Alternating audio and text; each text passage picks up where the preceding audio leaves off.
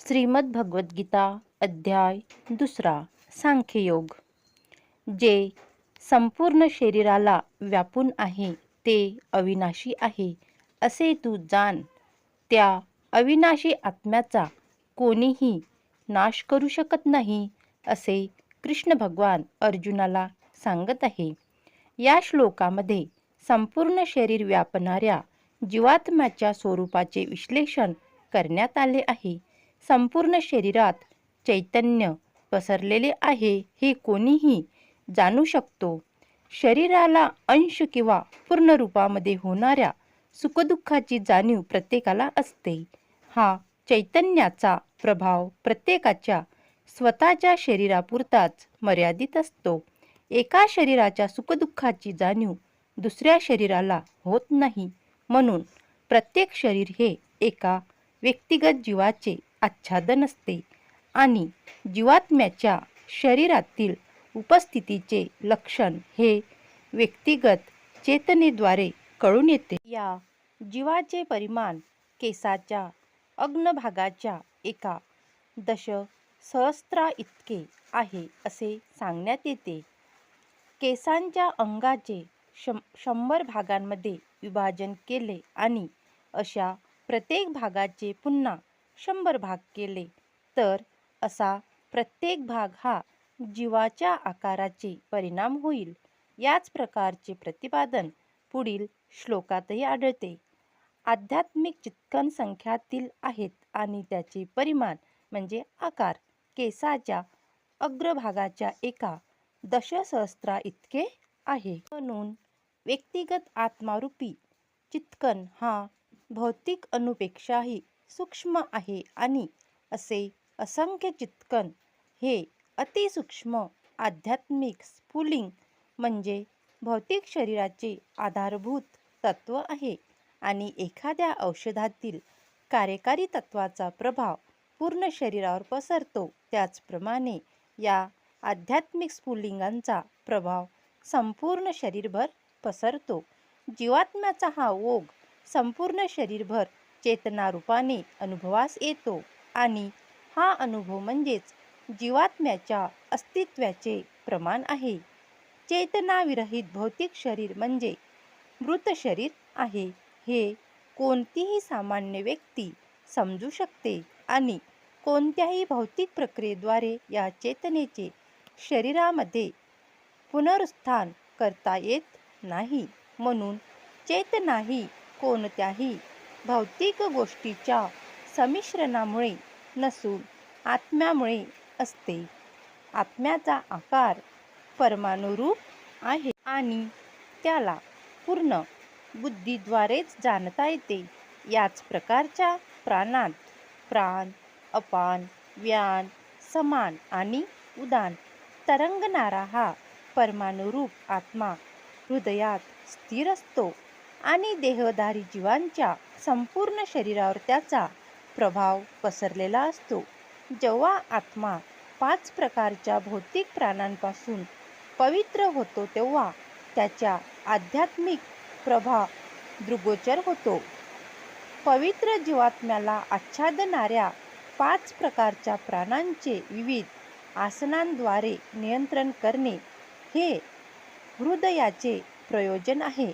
हा योग भौतिक लाभाकरिता नसून सूक्ष्म जीवात्म्याला भौतिक वातावरणाच्या गुंतागुंतीतून मुक्त करण्याकरिता आहे. म्हणून संपूर्ण वैदिक साहित्यामध्ये अनुरूप जीवात्म्याचे स्वरूप मान्य करण्यात आले आहे आणि कोणत्याही सुज्ञ मनुष्याला प्रत्यक्ष व्यवहारामध्ये याचा अनुभव येतो. केवळ निर्बुद्ध व्यक्तीच हा परमाणुरूप जीवात्मा म्हणजे सर्वव्यापी विष्णुतत्व आहे असे म्हणू शकतो. परमाणुरूप जीवात्म्याचा प्रभाव संपूर्ण शरीरभर पसरू शकतो. मुंडकोपनिषदानुसार हा अनुरूप आत्मा प्रत्येक जीवाच्या हृदयामध्ये स्थित आहे. या अनुरूप आत्म्याचे मोजमाप करणे हे भौतिक वैज्ञानिकांच्या ग्रहणशक्तीच्या पलीकडे आहे आणि यामुळेच ते मूर्खपणाने प्रतिपादन करतात की आत्मा अस्तित्वातच नाही. व्यक्तिगत अनुरूप आत्मा हा परमात्म्यासहित निश्चितपणे हृदयामध्ये आहे आणि म्हणूनच शारीरिक हालचालीसाठी लागणारी संपूर्ण शक्ती शरीराच्या या भागातूनच उत्सर्जित होते. फुफ्फुसातून प्राणवायू वाहून नेणाऱ्या पेशी आत्म्याकडून शक्ती प्राप्त करतात. जेव्हा जीवात्मा या ठिकाणाहून निघून जातो तेव्हा शरीरातील रक्तो उत्पादनाचे कार्य थांबते. वैद्यकीय विज्ञान तांबड्या पेशीचे महत्त्व मान्य करते, पण शक्तीचे उगमस्थान आत्मा आहे याविषयी ते निश्चितपणे काहीच सांगू शकत नाही. तरीसुद्धा वैद्यकीय शास्त्र मान्य करते की हृदय हे शरीरास आवश्यक शक्तीचे उगमस्थान आहे. परमात्म्याच्या अशा अनुरूप अंशाची तुलना सूर्यप्रकाशातील अणूंशी केली आहे. सूर्यप्रकाशामध्ये असंख्य तेजोमय अणू असतात. त्याचप्रमाणे भगवंताची अंशरूपे म्हणजे भगवंताच्या किरणातील आण्विक स्फुलिंगे आहेत. यांना प्रभा किंवा पराशक्ती असे म्हटले जाते. म्हणून कोणी वैदिक ज्ञानाचा पुरस्कर्ता असो अथवा आधुनिक विज्ञानाचा पुरस्कर्ता असो, तो शरीरातील आत्म्याचे अस्तित्व अमान्य करू शकत नाही. पुरुषोत्तम श्री भगवंतांनी स्वतः भगवद्गीतेमध्ये या आत्म्याच्या विज्ञानाचे विस्तृतपणे वर्णन केले आहे. अविनाशी, अमर्याद आणि शाश्वत जीवात्म्याच्या शरीराचा निश्चितपणे अंत होणार आहे. म्हणून हे भरतवंशजा, तू युद्ध कर असे श्रीकृष्ण अर्जुनाला सांगतो. स्वभावतच भौतिक शरीर नश्वर आहे. त्याचा नाश तात्काळ किंवा 100 वर्षानंतरही होऊ शकतो. हा तर काळाचा प्रश्न आहे. या शरीराचे अनंत काळासाठी पालन करण्याची शक्यताच नाही. परंतु जीवात्मा इतका सूक्ष्म आहे की तो शत्रूला दिसूही शकत नाही. मारला जाण्याचे तर दूरच, पूर्वीच्या श्लोकात सांगितल्याप्रमाणे तो इतका सूक्ष्म आहे की त्याच्या आकाराचे मोजमाप कसे करावे यासंबंधी कोणाला कल्पनाही नाही. याप्रमाणे दोन्ही दृष्टिकोनातून पहिल्यांदा शोक करण्याचे काहीच कारण नाही. कारण जीवात्म्याला त्याच्या स्वरूप स्थितीत मारणे शक्य नाही किंवा भौतिक शरीराचे दीर्घ किंवा अनंत काळासाठी रक्षणही करता येत नाही. जीवात्म्याचा हा सूक्ष्म अंश स्वतःच्या कर्मानुसार भौतिक शरीर प्राप्त करतो आणि म्हणून त्याने धार्मिक तत्वाचे पालन करणे आवश्यक आहे. वेदांत सूत्रामध्ये जीवाला तेजोगुणी म्हटले आहे, कारण तो परमश्रेष्ठ प्रकाशाचाच अंश आहे. ज्याप्रमाणे सूर्यकिरण संपूर्ण सृष्टीचे पालन पोषण करतो, त्याप्रमाणे जीवात्म्याचा प्रकाश भौतिक शरीराचे पालन पोषण करतो. जीवात्म्याने भौतिक शरीराचा त्याग केल्यावर तत्काळ शरीराचे विघटन चालू होते. यावरून कळून येते की जीवात्मा हाच या शरीराचे पालन करतो.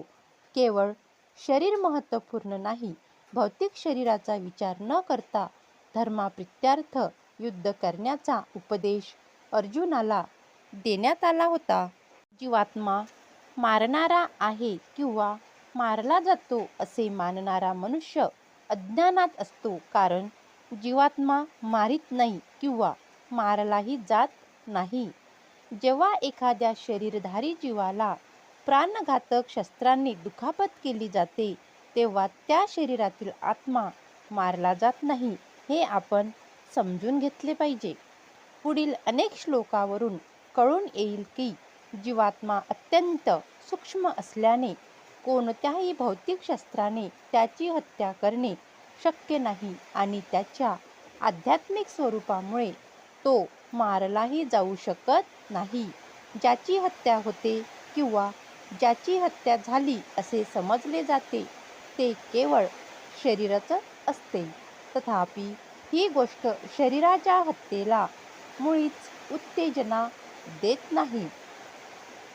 मा हिंस्यात सर्वा भूतानी, कोणाची हिंसा करू नका, हा वैदिक आदेश आहे.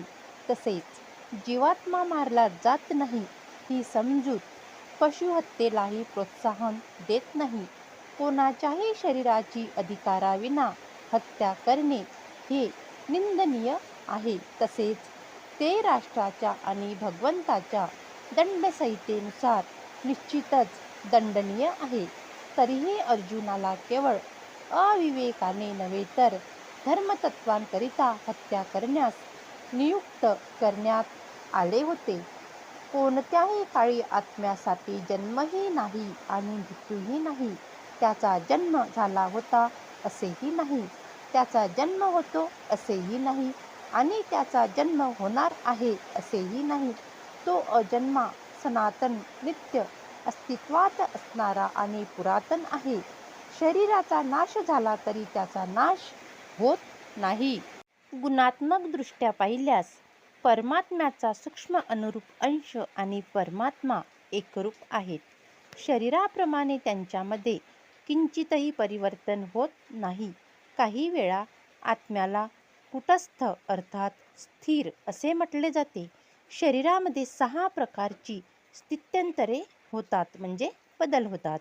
शरीर मातेच्या गर्भातून जन्म घेते, काही काळासाठी राहते, त्याची वाढ होते, त्यापासून काही परिणाम उत्पन्न होतात, हळूहळू त्याची झीज होते आणि शेवटी ते लुप्त होते. परंतु आत्मा अशा परिवर्तनातून जात नाही. आत्म्याचा जन्म होत नसतो, परंतु तो एक भौतिक शरीर धारण करीत असल्यामुळे त्या शरीराचा जन्म होतो. त्या ठिकाणी आत्मा जन्म घेत नाही आणि मरतही नाही.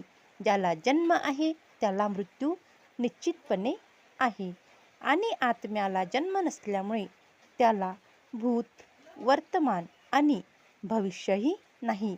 आत्मा सनातन, नित्य अस्तित्वात असणारा आणि पुरातन आहे, अर्थात त्याचा जन्म झाला आहे अशी इतिहासातही नोंद नाही.